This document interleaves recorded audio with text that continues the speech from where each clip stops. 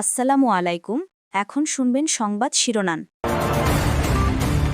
থামছেই না তেলের অবৈধ মজুত। যমুনা টেলিভিশনের অনুসন্ধানে প্রমাণ মিলল খোদ রাজধানীতে বিভিন্ন স্থানে ভ্রাম্যমাণ আদালতের অভিযানে জেল জরিমানা। জুলাই যোদ্ধা সুরক্ষা অধ্যাদেশে সরকার এবং বিরোধী দলের ঐক্যমত্য। আন্দোলনে পুলিশ নিহতের ঘটনায় নতুন করে মামলা হবে না, সংসদে স্বরাষ্ট্রমন্ত্রী। ক্রীড়া ভাতা এবং কার্ড প্রদান কর্মসূচির উদ্বোধন করেছেন প্রধানমন্ত্রী। খেলোয়াড় জীবনে প্রত্যক্ষ রাজনীতিতে না জড়ানোর আহ্বান। সারা দেশে হামের প্রাদুর্ভাব, হাসপাতালে কষ্ট পাচ্ছে হাজারো অবুঝ শিশু। এপ্রিলের প্রথম সপ্তাহের মধ্যে আসতে পারে টিকার চালান। আসসালামু আলাইকুম।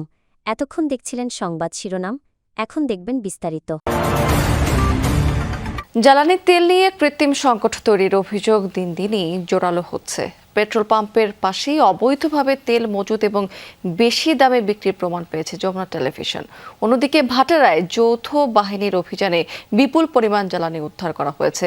গাজীপুরের কোনাবাড়িতে ফিলিং স্টেশনে তেল মজুত রেখেও বিক্রি না করাতে ম্যানেজারকে জেল দিয়েছে ভ্রাম্যমাণ আদালত। এদিকে দেশজুড়ে তেলের সংকটে ভোগান্তিতে পড়েছেন সাধারণ মানুষেরা।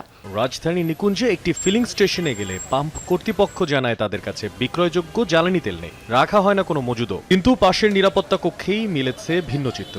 তেল নেই এই সাইনবোর্ডের আড়ালে পাম্প সংশ্লিষ্টদের যোগসাজশেই বিক্রি হচ্ছে খোলা তেল, যা হাতে নাতে ধরে যমুনা টেলিভিশন।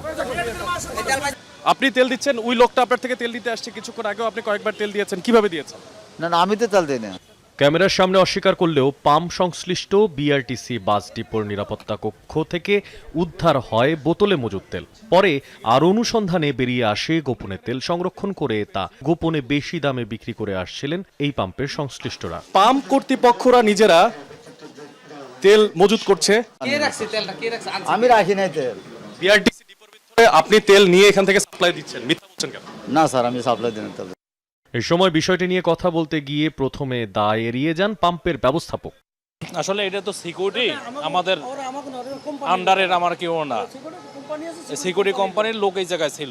তবে পরবর্তীতে স্বীকার করেন মানবিক কারণে বোতলে দেওয়া হয়েছিল তেল। বলে যে আমার গাড়িটা অসুস্থ হয়ে রয়েছে, মেডিকেল হসপিটালে যাওয়া লাগবে, তখন আমরা হয়তো 2 লিটার বা 3 লিটার দিই। এই রকমের হয়তো করতে পারছে। বলেন কি এরকম কেন? এরকম তো কোনো সময় করে না, কেউই তো করে না, কিন্তু আপনি এভাবে করলেন কেন? বলছি ভাই 5 লিটার তেল দেন। এক লোকের তেল চাইছিল, আমার কুশল ডাকতাম। সরকার নির্ধারিত 120 টাকার অকটেন এখানে গোপনে বিক্রি করা হচ্ছিল 200 থেকে 220 টাকায়। জুলাই যোদ্ধাদের সুরক্ষা অধ্যাদেশ সর্বসম্মতিক্রমে সংসদে বিল আকারে পাশ করার বিষয়ে ঐক্যমত্য হয়েছে বলে সংসদে জানিয়েছেন স্বরাষ্ট্রমন্ত্রী সালাউদ্দিন আহমদ। গণ অভ্যুত্থানের সময় পুলিশ হত্যার এই বিষয়টি এরই মধ্যে ফয়সলা হয়ে গেছে বলেও জানিয়েছেন তিনি। আর জ্বালানি পরিস্থিতি, সরকারের প্রস্তুতি, পরিকল্পনা সংসদে তুলে ধরে জ্বালানি মন্ত্রী বলেছেন যে জনগণের মধ্যে আতঙ্ক অনর্থক জটিল করে তুলেছে জ্বালানি পরিস্থিতি। সম্ভাব্য চাহিদার চেয়েও বেশি প্রস্তুতি রয়েছে সরকারের। তিনি বলেছেন যে জ্বালানি ঘাটতির চেয়ে মজুদের মানসিকতাই এখন সবচেয়ে বড় সমস্যা। সংসদ অধিবেশনের আজকের কর্মসূচির শুরুতে প্রশ্ন জিজ্ঞাসা ও উত্তর। পুলিশ হত্যা নামক একটা ফ্রেম ব্যবহার করা হচ্ছে আওয়ামী লীগের তরফ থেকে। সেই বিষয়ে যে অস্পষ্টতা তৈরি হয়েছে, সেই বিশৃঙ্খলাগুলো দূরীকরণে স্বরাষ্ট্র মন্ত্রণালয়ের পক্ষ থেকে কোনো উদ্যোগ আছে কিনা আপনার মাধ্যমে জানতে চাই। জবাবে স্বরাষ্ট্রমন্ত্রী বলেন, সে ফয়সালা যুদ্ধের ময়দানেই হয়ে গেছে। গণ অভ্যুত্থানের সময় রাজপথে অভ্যুত্থানকারী আন্দোলনকারীদের বিরুদ্ধে যারা হানাদার বাহিনীর মতো ঝাঁপিয়ে পড়ে হত্যাযজ্ঞ চালিয়েছে, ম্যাসাকার করেছে, গণহত্যা করেছে, তারা জনতার প্রতিরোধের মুখে কেউ কেউ হয়তো প্রাণ হারিয়েছে, কেউ কেউ আহত হয়েছে, কিন্তু সেটা যুদ্ধের ময়দানে ফয়সালা হয়ে গেছে। এবং সেখানে জুলাই যোদ্ধাদেরকে সুরক্ষা দেওয়ার জন্য যে অধ্যাদেশ জারি করা হয়েছে, সেই বিষয়ে আমরা এই অধ্যাদেশটি এখানে গ্রহণ করার জন্য সবাই সর্বসম্মত হয়েছি। স্বতন্ত্র সংসদ সদস্য রুমিন ফারহানার প্রশ্ন মব কালচার নিয়ে বিস্তারিত পরিসংখ্যানও তুলে ধরেন তিনি। যেহেতু একটা খারাপ কালচার বাংলাদেশে শুরু হয়েছে এবং আমি নিজেও 21শে ফেব্রুয়ারি সেটার একজন ভুক্তভোগী। জবাবে স্বরাষ্ট্রমন্ত্রী বলেন, দাবি আদায়ের নামে কোনো মবের সুযোগ দেবে না এই সরকার। রাস্তাতে যে কোনো দাবি নিয়ে সড়ক অবরোধ করে দাবি আদায়ের যে প্রবণতা ইন্টারিম গভর্নমেন্টের সময় দেখা গিয়েছে, ক্ষেত্র বিশেষে সেই গভর্নমেন্টের দুর্বলতার কারণে ইন্সপায়ার্ড হয়েছে, সেটাকে আমরা আর কখনো অ্যালাউ করব না।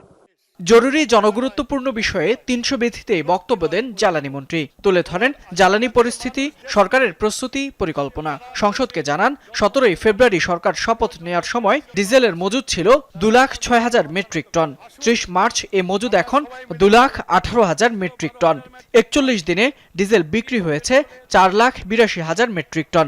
এপ্রিল মাসে 50,000 মেট্রিক টন অকটেন আমদানি করা হবে। দেশের উৎস থেকে পাওয়া যাবে 30,000 মেট্রিক টন। আগামী 30 এপ্রিল সিলেট থেকে শুরু হতে যাচ্ছে নতুন কুড়ি স্পোর্টস, যা পরবর্তীতে সারা দেশে চালু হবে, এমনটি জানিয়েছেন প্রধানমন্ত্রী তারেক রহমান। সকালে তেজগাঁয়ে নিজ কার্যালয়ে ক্রীড়া ভাতা এবং ক্রীড়া কার্ড প্রদানের উদ্বোধনী অনুষ্ঠানে এসব কথা বলেছেন তিনি। এই সময় জাতীয় এবং আন্তর্জাতিক পর্যায়ে সাফল্য অর্জনকারী ক্রীড়াবিদদের স্পোর্টস কার্ড, মেডেল এবং সম্মাননা তুলে দেন তারেক রহমান। পরে প্রধানমন্ত্রী তার বক্তব্যে বলেছেন, সারা বিশ্বে ক্রীড়া শুধু শখ বা বিনোদন নয়, বরং পেশা হিসেবে দাঁড়িয়ে গেছে। বাংলাদেশও সেক্ষেত্রে পিছিয়ে থাকবে না। ক্রীড়াকে পেশা হিসেবে প্রতিষ্ঠিত করা সরকারের নির্বাচনের প্রতিশ্রুতির অংশ বলেও জানিয়েছেন তিনি। বলেছেন, দেশ স্বাধীন হওয়ার পর প্রথমবারের মতো ক্রীড়াবিদদের সম্মানী কাঠামোর আওতায় আনা হলো, যা তাদের আর্থিক অনিশ্চয়তা দূর করবে। তাদের উদ্দেশ্যে তিনি বলেছেন, কোনো দল বা গোষ্ঠীর জন্য নয়, ক্রীড়াবিদরা দেশের জন্য সম্মান বয়ে আনতে কাজ করবেন। 30 এপ্রিল সিলেট থেকে আমরা শুরু করতে যাচ্ছি নতুন করে স্পোর্টস, এবং একই সাথে ইনশাল্লাহ এটা সারা দেশে শুরু হবে। 7টা খেলা আমরা ডিসাইড করেছি। এই 7টা খেলায় কারা পারদর্শী, ধীরে ধীরে সেই প্রতিভাবানদেরকে আমরা বের করে নিয়ে আসব। পেশাদার খেলোয়াড়ি জীবনে আপনারা কোনো রাজনৈতিক দল বা গোষ্ঠীর প্রতিনিধি নন বা হবেন না, বরং ক্রীড়া নৈপুণ্য দিয়ে দেশের প্রতিনিধি হয়ে উঠবেন আপনারা। রাজধানীর সংক্রামক ব্যাধি হাসপাতালে 3 মাসে হামে আক্রান্ত হয়ে চিকিৎসা নিয়েছে 600-র মতো শিশু। মারা গেছে সেখানে 19 জনের মতো। রোগীদের অর্ধেকেরও বেশি আক্রান্ত হয়েছে টিকা নেয়ার আগে। বাদ যাচ্ছে না নবজাতক, অথচ দেশে এই রোগের টিকা দেওয়া হয় 9 মাস বয়সে। ফলে টিকা দেওয়ার সময় এগিয়ে আনার কথা ভাবছে স্বাস্থ্য অধিদপ্তর। শয্যা পরিপূর্ণ, ওয়ার্ডে জায়গা নেই, তাই বারান্দা পর্যন্ত মেঝেতে বিছানা পেতে চলছে চিকিৎসা। এই দৃশ্য রাজধানীর মহাখালীর সংক্রামক ব্যাধি হাসপাতালের। 85 রোগীর মধ্যে হামে আক্রান্ত হয়ে ভর্তি 70 জন। জানুয়ারি থেকে এ পর্যন্ত এই হাসপাতালে হাম নিয়ে ভর্তি হয় প্রায় 600 রোগী। জ্বর ও ফুসকুড়ির সঙ্গে সবারই উপসর্গ ছিল নিউমোনিয়া। এছাড়া ডায়রিয়া ও চোখের প্রদাহ নিয়ে এসেছিলেন অনেক রোগী। টিকা দিছি, 6টা টিকা দিছি, লাস্টটা দিয়ে 6টা টিকা। হাম হয়েছিল আর নিউমোনিয়া, এখন ওর নাকি শ্বাসনালীতে পানি গেছে। এখন সে আইসিইউতে ছিল, এখন আইসিইউ থেকে পাশের বেডে পাঠাই দিয়েছে। আইসিইউতে রাখছে, অতটা ভালো না, মোটামুটি একটু আসছে ভালোর দিকে। ডায়রিয়া ছিল, শ্বাসকষ্ট ছিল, ওইখান থেকে যখন হাম দেখা দিয়েছে তখন এখানে পাঠাইছে। ভর্তি রোগীদের মধ্যে 1 বা 2 মাসের শিশুও আছে। 60 থেকে 70% বয়স 9 মাসের কম, অর্থাৎ টিকা নেয়ার আগেই আক্রান্ত তারা। 38% বয়স 1 বছরের বেশি। এদিকে টিকা নিয়েও শতকরা 10 ভাগ শিশু আক্রান্ত হয়েছে হামে। তাদেরই একজন 11 মাসের উম্মে হাবিবা।